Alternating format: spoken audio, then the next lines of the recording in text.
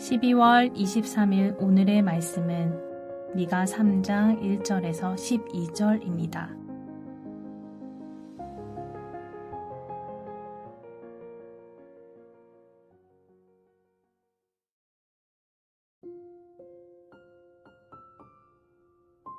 내가 또 이르노니 야곱의 우두머리들과 이스라엘 족속의 통치자들아 들으라.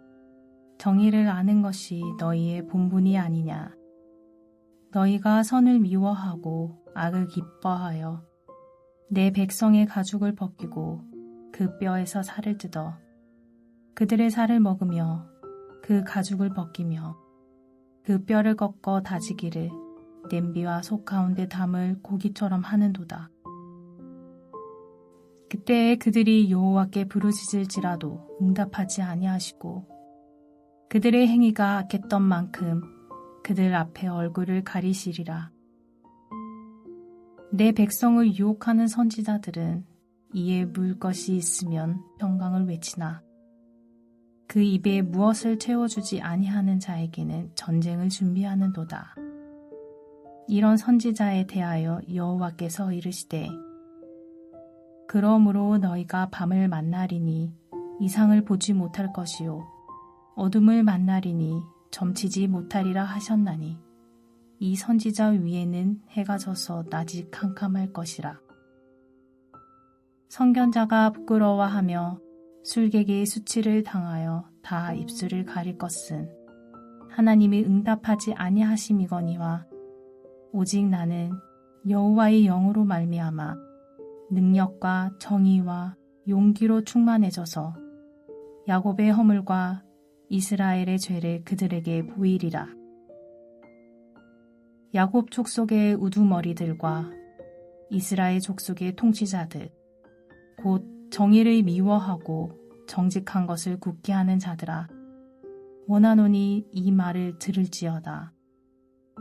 시온을 피로 예루살렘을 죄악으로 건축하는도다. 그들의 우두머리들은 뇌물을 위하여 재판하며 그들의 제사장은 삭슬 위하여 교훈하며 그들의 선지자는 돈을 위하여 점을 치면서도 여호와를 의뢰하여 이르기를 여호와께서 우리 중에 계시지 아니하냐 재앙이 우리에게 임하지 아니하리라 하는도다.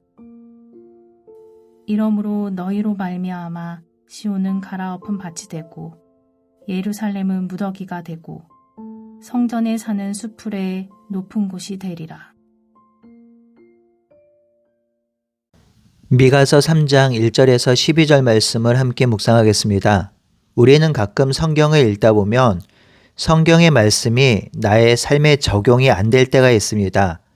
우리가 하나님께 기도하면 다 들어주신다라는 말씀이든지 내 안에 거하면 무엇이든지 다 이루어 주신다든지 이런 말씀이 많이 기록되어 있는데 실제로 그렇지 않은 경우가 참 많이 일어납니다. 그럴 때 우리는 종종 생각하죠. 하나님은 내 기도를 안 들으시는가? 어떤 때는 들어주시고 어떤 때는 안 들어주시는가? 또한 하나님은 언제 침묵하시는가 하는 의문이 들 때가 있습니다. 3장이 한편으로는 그러한 주제를 다루고 있기도 합니다. 3장은 지도자들의 죄악을 여과 없이 폭로하는데요. 미가는 그러한 악행을 행하는 자들의 기도를 하나님이 듣지 않으신다고 말합니다. 오늘은 이런 관점에서 오늘 본문을 살펴보겠습니다. 오늘 본문은 크게 세 단락으로 나누어 묵상할 수 있습니다. 첫째 단락은 1절에서 4절로 공의를 상실한 지도자들의 죄악 고발입니다. 미가 선지자는 1절에 내가 또 이르노니 야곱의 우두머리들과 이스라엘 족속의 통치자들아 들으라. 정의를 아는 것이 너희의 본분이 아니냐라고 외칩니다. 미가는 매우 직접적으로 말을 시작합니다. 야곱의 두령들아 이스라엘의 치리자들이라고 하는데요. 두령과 치리자는 정치 지도자만을 말하는 것이 아닙니다. 재판을 책임지는 사람들, 공동체의 방향을 결정하던 모든 지도자들을 가리킵니다. 그리고 미가는 이들에게 가장 기본적인 질문을 던지지요. 정의를 아는 것이 너희의 본분이 아니냐라고 묻습니다. 이 말은 너희가 공의를 알아야 하는 것 아니냐라는 반문입니다. 정치 지도자들, 종교 지도자들은요, 공의를 공부하고 알아야 될 사람들이 아니라 이미 그것을 알고 그것을 시행해야 하는 사람들입니다. 그럼에도 불구하고 그들은 지도자 위치에서 공의를 버리고 악행을 행하는데요. 2절과 3절에 그것을 고발하고 있습니다. 선을 미워하고 악을 좋아한다라고 하죠.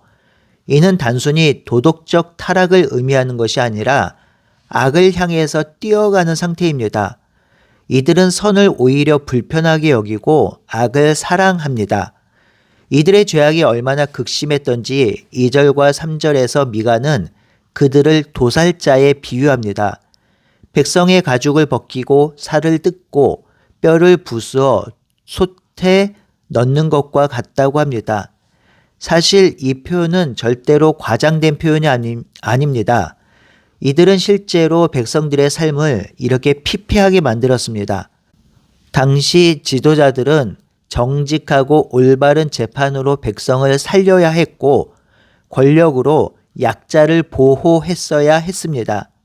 하지만 그들은 자신이 가진 힘과 권력으로 불공정한 판결을 했고 세금과 노역으로 짓눌렀고 도시의 번영을 위해 백성들의 희생을 강요했습니다. 그래서 하나님 보시기에 진실로 그들은 악한 자였고 백성의 등을 쳐먹는 악한 자들로 불려졌습니다.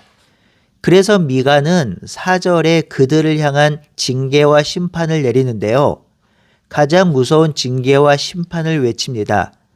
그때에 그들이 여호와께 부르짖을지라도 내가 응답하지 아니하리라. 이 표현은 단순히 기도에 응답하지 않겠다라는 의미가 아니라 그들이 하나님을 거부했기에 하나님도 그들을 거부했다는 말입니다.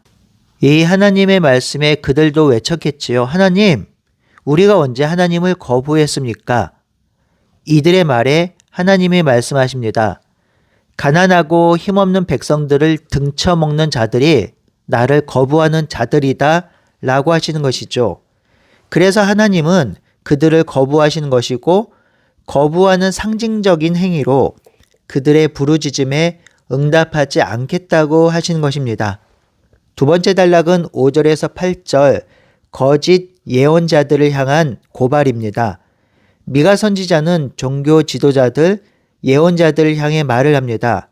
미가 선지자는 5절에 그들이 어떤 자인지를 자세히 말해주고 있는데요. 내 백성을 유혹하는 선지자들은 이에 물 것이 있으면 평강을 외치나 그 입에 무엇을 채워주지 않으면 전쟁을 준비하는도다. 이 구절의 의미는 직설적으로 표현하면 돈을 받으면 평안과 위로를 외치고 돈을 주지 않으면 전쟁과 같은 저주를 준다는 표현입니다. 즉, 돈 받고 종교 지도자들이 예언과 고발을 하는 것입니다. 이들에 대해서 6절과 7절에 이렇게 심판을 예언합니다. 밤이 올 것이다. 흑암이 임할 것이다. 더 이상 볼 수 없을 것이다. 하나님이 응답하지 않을 것이다 라고 합니다. 이 말은 아주 두려운 말입니다.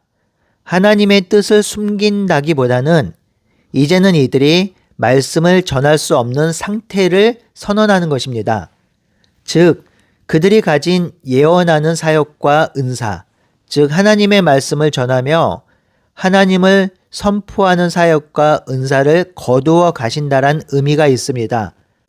거짓 선지자들을 향한 미가 선지자의 징계와 고발은 부끄럽지만 우리 사역자들이 정말 귀담아 들어야 하는 것입니다.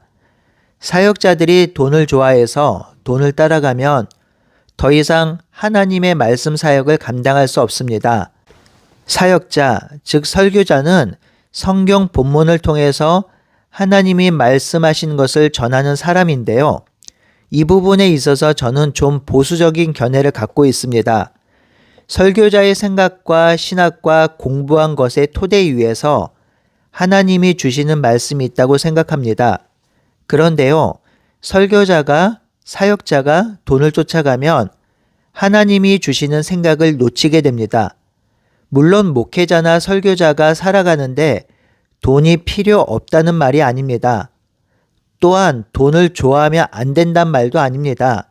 목회자도 설교자도 사실 돈이 좋습니다. 돈을 왜 싫어하겠습니까? 돈 갖고 싶은 마음이 당연히 듭니다. 그런데요, 그 마음을 다스려야 하지요.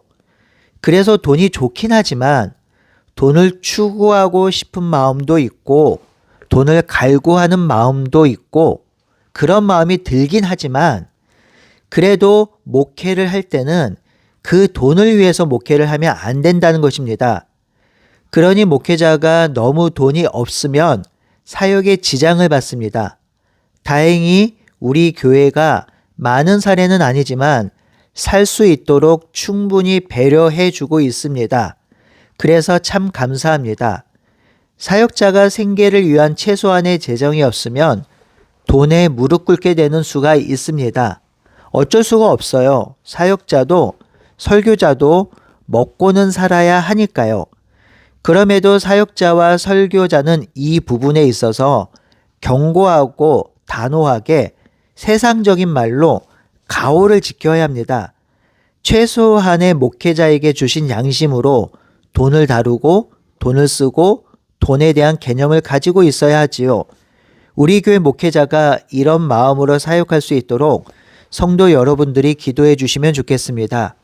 만약 목회자가 돈 때문에 재정 때문에 그것에 함몰되면 하나님이 응답하지 않겠다고 하시는데요.